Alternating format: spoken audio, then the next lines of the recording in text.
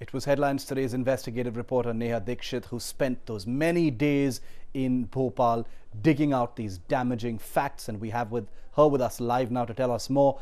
Neha, very damaging facts throwing light on the quality of the investigations that have been conducted so far. It's only right that we should call it cover up most foul. But what's the sense that you get? Has this investigation been disfigured beyond repair already? The 15 days that I spent there in Bhopal investigating, finding the eyewitness, meeting all kinds of people from the local state police who were involved in the investigation, the kind of statements they came up with shows their misogynist attitude, absolutely myopic, narrow-minded mindset before they started the investigation, which was absolutely prejudiced. They decided to ignore the pendant, they decided to ignore the files in the car. Secondly, it's been over 2 months now. Why has the CBI not even been able to find a witness? When I went to the slums just in front of Shehla's house, I managed to join the dots, and which is how I found Shantanu, who did find somebody standing just next to Shehla's car, which the CBI claims that nobody has yet come out and said that somebody was found on the spot of crime that day. Apart from that, in the autopsy, there are major loopholes. When we analyzed, we got the experts to analyze the report. There were major loopholes. For instance, it is mentioned that the firearm injury is a contact injury. Contact range was fired at contact range, which is not. The experts say that it is close range because there is blackening and tattooing present. Moreover, the dimensions of the blackening and the tattooing are not present, which are very important in calculating the distance between the firearm and the body. Yeah. Shiv. Well, these are extremely damaging facts that we've brought out in this investigation, Cover Up Most Foul, here on Ground Zero.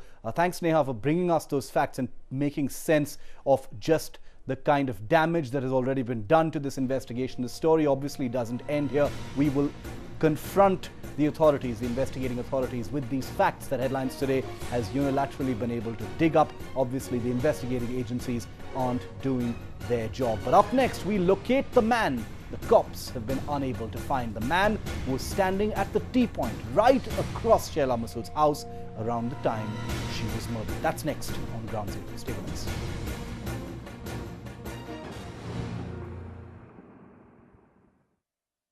You're back on Cover Up Most Foul here on Ground Zero. Shehla Masood was shot in the neck at point-blank range while sitting in her car outside her residence in Bhopal. The time was 11:30 a.m. Yet no one saw anything. No one heard anything.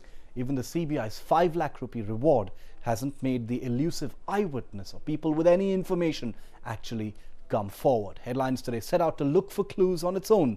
For 10 days, we visited slums right outside Shehla's house, right opposite where her car was parked, and we found a man who says he saw 2 men on a bike on that fateful day. मगर ये हैरानी की बात नहीं कि आवाज भी नहीं आई, किसी ने देखा भी नहीं, कोई विटनेस है।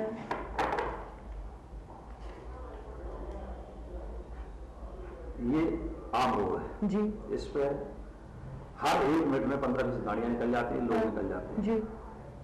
ये इसका घर है, हाँ यहाँ मकान है जी, यहाँ मकान है जी, ये बगल मकान है, ये मकान है जी, ये पीछे से ऐसे निकल जाती है, यहाँ मकान है, यहाँ मकान, सब जगह मकान जी, ये स्थान जहाँ ये गाड़ी खड़ी थी, जहाँ इसकी लाश मिल रही गाड़ी के अंदर दरवाजे के सामने ही, जी, जी, ये विजुअल है हर जगह से, सब जगह से हजारों निगाह आंखें भी इस पे लग सकती हैं।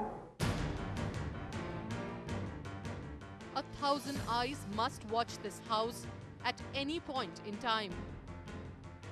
At least this much DS Tomar, SHO in charge, Koe-Fiza police station, admits. But he still found no eyewitnesses. हमारी इन्वेस्टिगेशन में हमने जो बयान दिए हैं करीब 50-60 लोगों के आसपास के जितने लोग सब रहते हैं, किसी ने भी घटना के संबंध में कोई बात नहीं बताई। किसी प्रकार की किसी ने देखा हो, भागते देखा हो, जाते देखा हो, इनके घर में क्या हो रहा है ये भी नहीं बताया।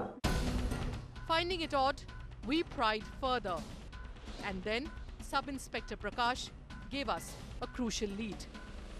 Posted at the Koe-Fiza police station, Prakash was among the first to visit the crime scene.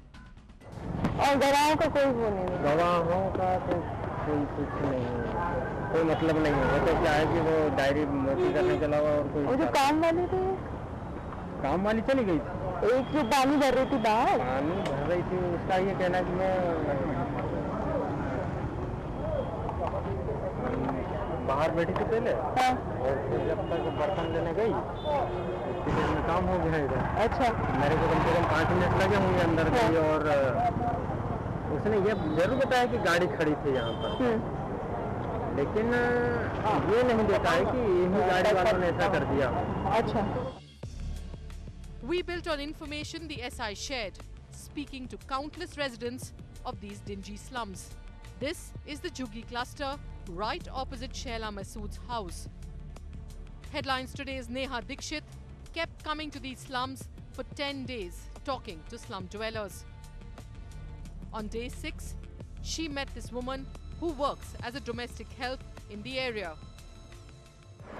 मुझे अभी सुनने में आ रहा था कि 2 लोग थे दिल्ली से तो जा रहे थे कहीं पे, इन लोगों ने देखा था, लेकिन कोई नहीं बताया मुझे। ठीक है, उनके पास में, उनके साथ में जो घर है वो लोग भी है, उनके घर में काम बाइयाँ कर रही है, वो लोग भी घर में थे, वो लोग नहीं बता रहे थे, निकलने वाले क्यों बताएंगे? अब किसको क्या मालूम है कौन है, क्या है, किसने देखा है? Sevanthi had just pointed out the right direction. It took 2 days to reach Ratnendra. He claimed his friend Shantanu is a witness to the crime. हम रोड के ऊपर खड़ा था, तो गाड़ी के साथ 2 लड़के थे, उसके साथ मोटरसाइकिल। बस और कुछ नहीं देखा। Shantanu works as a mason at a construction site at Habibganj in Bhopal. He was standing at the T-point right across Shehla's house around the time Shehla died. Elusive eyewitnesses, which both the local police and even the CBI failed to locate for almost 2 months. The question is, if we reached him, why couldn't the local police and even the CBI, despite announcing a ₹5 lakh reward for any information? With camera person Shakil Ahmed, this is Neha Dixit for Headlines Today.